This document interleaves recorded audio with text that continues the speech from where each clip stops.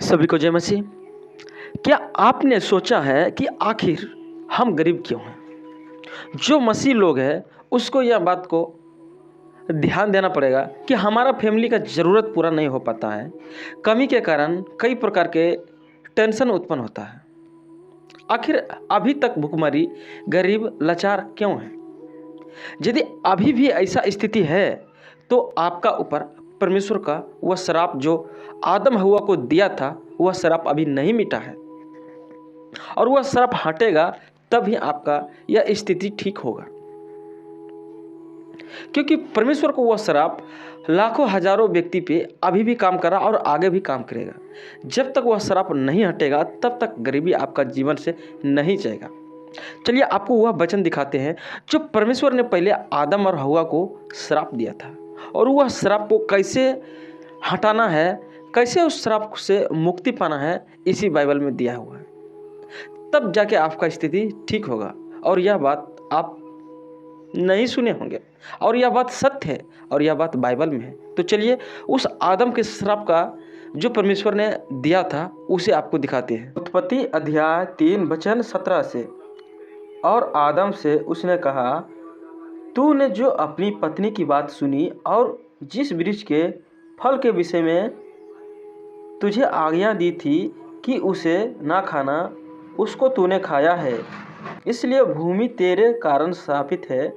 तू उसकी उपज जीवन भर दुख के साथ खाया करेगा, और वह तेरे लिए ऊँट कटारे उगाएगी, और तू खेत की उपज खाएगा और अपने माथे के पसीने की रोटी खाया करेगा, और अंत में मिट्टी में मिल जाएगा, क्योंकि उसी मिट्टी से निकाला गया है, और तू उसी मिट्टी में फिर मिल जाएगा।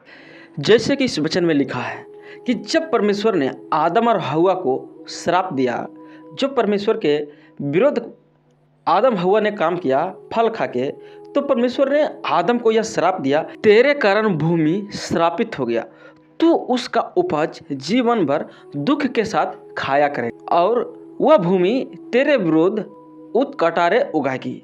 यानी परमेश्वर के कहना है कि तुम कितना भी मेहनत करेगा तब भी तुम्हारे जीवन में तकलीफ, समस्या और परेशानी से भरा रहेगा, और तुम जिंदगी भर अपने माथे के पसीने के साथ रोटी खाएगा। यानी तुम पूरा मेहनत करेगा तब पर भी तुम्हें किसी प्रकार के सुख शांति नहीं प्राप्त होगी। सब दिन तुम परिश्रम करके खाया करेगा, और यदि तुम परिश्रम नहीं करेगा तब तुम्हें खाने का नसीब तक नहीं होगा। यानी परमेश्वर का यह श्राप है। तो यह श्राप आखिर कैसे मिटेगा? जो मसीह लोग हैं उसको यह श्राप आखिर कैसे हटेगा?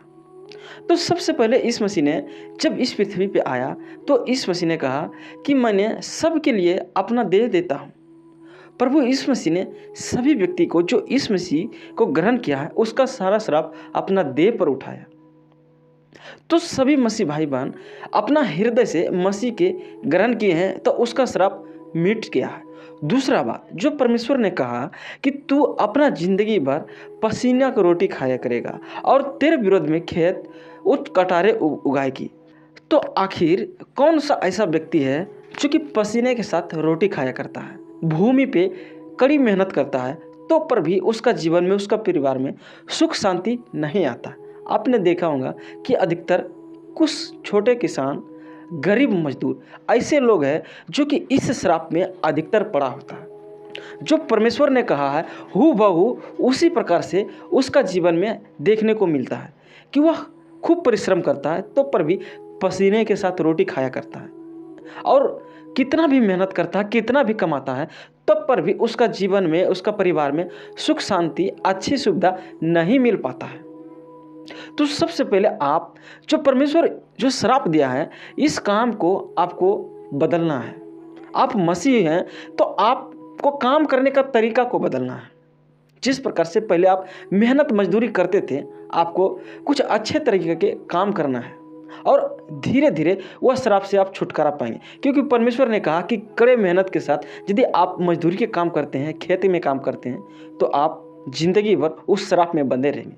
आपका परिवार में वह सुख शांति जो कि बड़े बड़े लोगों को जीवन में आता है वैसी नहीं आएगी, जरूरत पूरा नहीं होगी।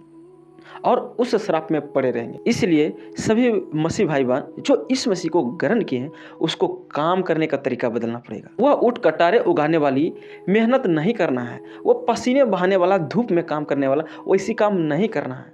जिस प्रकार से अभी टेक्नोलॉजी बदल रहा है, परमेश्वर की महिमा करने का तरीका बदल गया है, उसी प्रकार से आप अपना काम करने का तरीका भी बदलें और परमेश्वर का उस श्राप से मुक्ति पाएं। इस पर आपका क्या कहना, जरूर अपना राय दें।